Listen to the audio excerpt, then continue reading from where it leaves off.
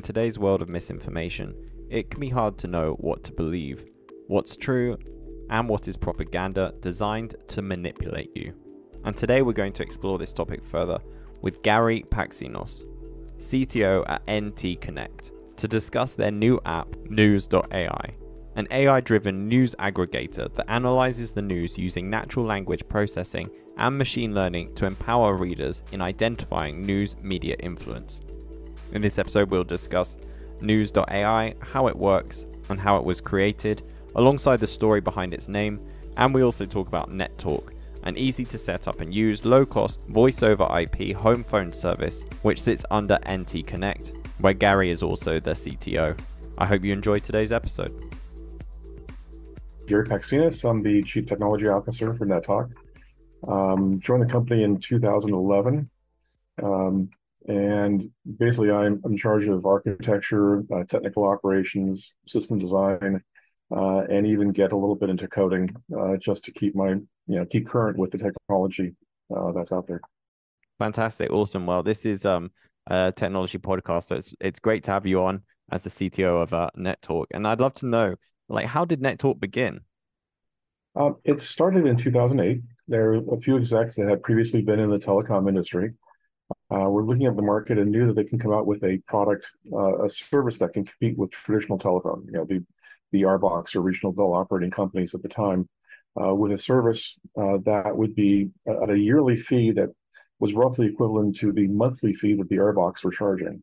So it was really about coming out with a good, reliable service at a reasonable cost for the consumer. So it started out as a consumer phone offering. I think tagline was "We connect you," and so we started branching out on that tagline by adding messaging, going into enterprise phone services at cloud-based, and then maritime and other technologies as well. Fantastic. And I know that you mentioned that you joined the company in 2011. Obviously, it started in 2008, but I'd be curious to know if you knew, what's the story behind the name NetTALK, and also why is the talk capitalized specifically? I'm not really sure about why the capitalization, other than as being a stylistic issue. The name was chosen because that's what it was. It was using the internet to provide a talk platform, and at the time, it was really constrained to being a voice platform. NetTALK was an interesting name. It fit, and then stylistically, the uppercase talk just kind of fit in along with the rotated Wi-Fi symbol. Just all kind of fell together. Awesome. And yeah, I have to say, I usually have a lot of guests on, and I like to always ask this question because sometimes there's a really interesting story. Sometimes there's levels and layers to it, but I do like the fact that it's quite direct. I kind of assumed that that's probably going to be the story behind the name. But yeah, it's very to the point. So I respect that. And I also understand that you have another division of the company, NetTALK Maritime. Can you share with our listeners what that is and how that came about? Sure. A couple of things kind of fell into place. We had re-architected our system to go to a more modern environment. Being developed in 2008, we were very server bound, and we had hundreds and hundreds of servers that we utilized to provide the service. We have a million or plus users on the system. We went through and re-architected, following a more microservices approach, going to Docker, and then finally now going into a Kubernetes approach. But at the time, we had reduced our footprint to a much smaller number of servers. And at the same time, we were contacted by some people we know that knew us in the telecom space that were looking for options for cruise lines. There were other companies out there providing on-ship calls and messaging services, but they were unreliable. And the internet service on the cruise ships was both expensive and very limited in bandwidth. So they were looking for something that was an on-ship solution. And since we had a system that was scaled for millions of subscribers, we could easily bring it down to something that was manageable and fit on in a few virtual machines on a cruise ship. And so in conversations with one of the major lines, they decided to put us on one of their ships that sailed out of Miami. It was, to them, one of the powerful ships when it comes to the network. The Wi-Fi system was a little older at the time. It just really didn't have the same performance. And they felt that if we can succeed on that, then we can succeed on any of the other ships in their fleet. And so after a few sailings, we had a fully operational system and ended up within a year deploying fleet-wide on the rest of their environments. And have since gone on to other cruise lines as well. Fantastic. Well, congratulations on such a successful rollout in that case. And like you mentioned, obviously the company's been around since 2008, which is quite some time. So I'd be interested to know, like you initially mentioned, that the company came into play because it was kind of tackling conventional companies in the industry. I'd be really curious to know if there were other people or other companies doing this, or since then, since 2008, have other companies come to operate in this space? Have you seen much competition? And if you Um, have, like, how have you differentiated yourself from the competition? Police competitors come and go. One of the canonical ones around is magicJack. Then there's Vonage. And on the enterprise side, a whole suite of companies like 8x8 and RingCentral and the others. Our competition is competitive factor is really the one thing that you're taught in business school not to compete on. That's price. So we provide a reasonable service that, and we focus on making it very easy to use. So on the enterprise phone system, it's a very simple interface to allow you to configure all the options and to manage your system. The same thing with the residential as well. And it's really about price, being price competitive, charging a reasonable price for reliable service. So that sounds fair, and that sounds like a very kind of like competitive area, or it certainly seems like a strong selling point when you're pushing your services. Could I ask, like, Mhm. is that something which has developed over time? Was that something that the company initially went into the industry? I mean, it sounds like it from what you said initially, like you said, it was like the price of 1 month is equal to a year initially. But is that so? That's something that's always been like really entrenched in the company mission, correct? It is. It really is being cost competitive, providing a reasonable price, not being greedy, and just going out there with something that we can uh, do a direct consumer offering for the most part that allows us to keep our pricing low. Awesome, fantastic. Well, that's a very respectable approach in that sense. And additionally, on a separate subject, I know you have a new app called NOOZ.AI. Mhm. Correct me if I'm like not pronouncing that right, because I don't think I've encountered that word before. It sounds like it definitely is very much a startup sort of name. You know how I know Uber is a word, but Google or something along those lines. It's definitely very unique. So I like that. So do correct me if I'm not pronouncing it correctly. But you folks are really excited about that. Could you share with our listeners what it is and how it works? Sure. The news, and you're saying correctly, and that is one of those cute, catchy names, which I'm a big fan on because I think having a good name really makes is a differentiator along with a lot of other issues. But Uh-huh. Yeah. a good catchy name is a good start. We look at society and we look at what's going on with the world. We look at the all the claims of misinformation, disinformation, and fake news, um, and we're looking at that and trying to understand what we can do to help in that environment. And our intent is to be as objective as possible. We don't want to do any kind of analytics that has any subjectivity behind it or any kind of bias. So one of the first things, even though a lot of us wanted to do it, it was decided there really isn't any way to rationally do a bias detection to say this is right, this is center, this is left, this is far right or far left. It, for one thing, the term itself is subjective. What you consider center may be different than what I consider center, and another person considers a center. So there's no tied meaning to what that bias would how we can measure that bias. And for us to do fact checking also is a pretty much out of scope of our current capabilities. Although, over time we may be able to come up with consensus-based approaches.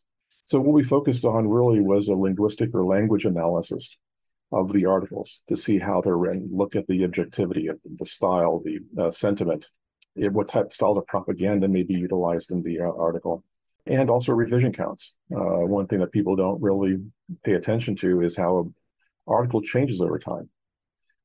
You can think about an article that you read, a couple months ago. You remember it saying one thing. You Google it, find it, read it, and now it says something a little bit different, and you're questioning yourself if you're remembering it correctly. So we actually look at revisions, both revisions that are annotated in the article by the publish date and ones that are not. So that we can call ghost edits. They're also known in the industry as stealth edits. So we keep track of all those changes. We provide a UI that allows you to see the changes. And you can, from a computer standpoint, the old diff, the red-green diff, or a Word document tracking changes. We provide that look to see what's changed. And you can see how in many cases, an article may be written generically, that's a broad coverage. And as it progresses revision to revision, it starts taking a viewpoint, either a left-wing viewpoint or a right-wing viewpoint. It could be anywhere in between. But you can see how they morph and how they take out the things that are positive to one area or negative to one area and focus on the other. So it's interesting to see how things shift over time, as well as the propaganda styles. That's one of the things we're heavily invested in right now, is to looking at, are there false flags? Is there flag waving? Is there, there are various, I think we capture about 18 different propaganda styles. So at this point, it's a way of helping people see what they're reading, understanding how they're being, lack of a better word to say, manipulated by the media to view one way or the other. And just, it's a way of helping because of the problems that we see in society today.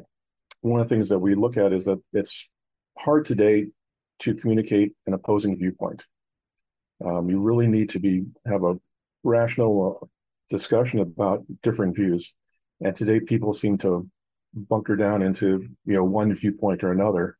And we're kind of hoping that this is a tool that can be used to help show, that there is a way to both write sanely, calmly, and present alternative viewpoints. Fantastic. Well, I think, yeah, now more than ever, we need something like news, because you're absolutely right that I think people do get like stuck into these ideas, and it can be easy to let your emotions get swept away and kind of just back your point or your side so blindly, just charged by emotions. And it almost feels like we're in a time where, rather than political debate taking place in the sense of rational reason, it's almost like sports teams. Like, you just pick your side and then you just back it 100% regardless, and you just stick with it. At least not everyone, but it certainly feels like there's that feeling in society today, when really, yeah, we need more tools like news to help us be more practical and reasonable when it comes to approaching these sorts of things. And I do have to ask, just because this is always something that really interests me. News is something which I suppose maybe is a little less direct than the name NetTalk. So would you be able to like share like how you came to the conclusion of like calling it this? That was a long process to come up with a name. We've had several different names over time. This actually, well, started several years ago internally as a side project back around 2014, 2015. And at the time, it was actually called Axios or Oxio Media. And then Axios publications came out. I was like, that, well, if I need a name now. And we went through a few lists of names. And as we're talking about it, coming up with an idea, we actually hit upon the Greek goddess Athena, the goddess of wisdom, of knowledge. And we started playing around with using Athena. Her, I don't want to call it mascot, but her animal representation is owl. And so we started playing around with the owl idea, figuring out what kind of names could associate with an owl, with wisdom, and with news. And literally, I think I was on a conference call and we were driving at that point, and I was just talking, and I just thought of an owl, the two big eyes of the owl, as being the of news. It's just NOOZ, and it was like it clicked with everybody. That's awesome. I like it. I mean, yeah, when I hear news, it sounds obviously like news. There's that side of things which I interpreted from it, but I Mm-hmm. think that's really cool. That's why I always love to ask this question, to dig a little deeper, because I think names are really quite important. They trigger a reaction in Mm-hmm. people. They really grip people. It's almost like the first step or someone's first introduction into a company concept or an idea. So I always love to dig a little deeper in that sense. For whatever reason, we didn't stick with the visual of the two eyes, actually with N and Z on the side of two eyes, but we've kept with the owl. So if you look through the app, we use the owl representation, and the owl is our logo, our part of our logo for news. I think I mean, it's a very fitting logo. And really, the last question I wanted to ask you folks is or ask you is like, what are you folks doing in the near future at NetTALK and NOOZ? Like, what's on the horizon for you folks there? With NOOZ, we're looking at more machine learning, deep learning tools that we can use, different aspects of the article that we can analyze to provide more context, more meaning.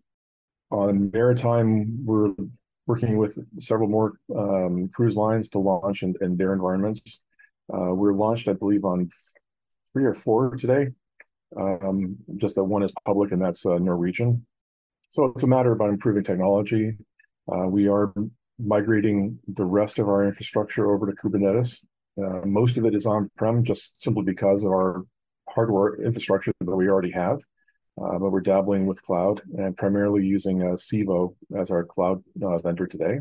Yeah, that's about it. It's really about doing more research and analyzing more ways of doing analysis of the linguistics and trying to come out with more meaningful presentations, something for the average consumer to look at to understand the scoring rather than looking at a bunch of detailed graphs and numbers.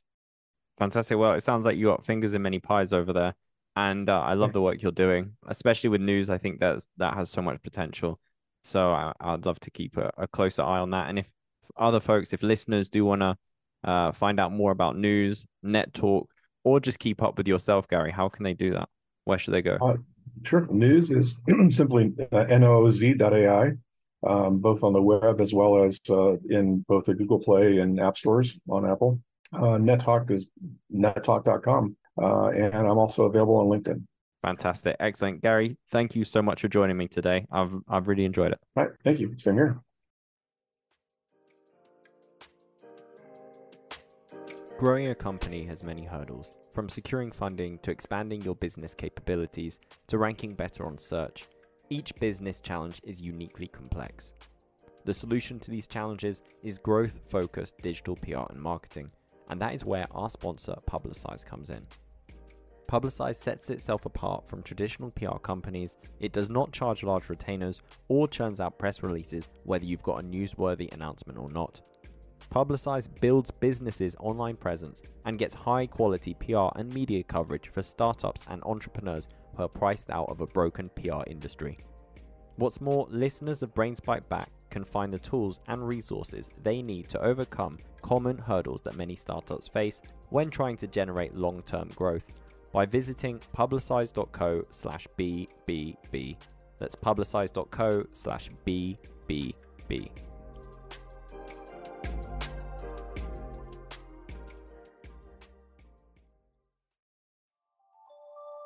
That is it for today's episode. Thank you for joining us. I hope you've learned something, and if you have benefited from today's episode, please consider leaving us a review on iTunes or wherever you listen to your podcast, as these reviews really help us grow the show. You can also follow us wherever you get your podcasts, including YouTube. Just search Brains Bite Back and you will find us. We hope you join us for more episodes in the future, and until then, take care.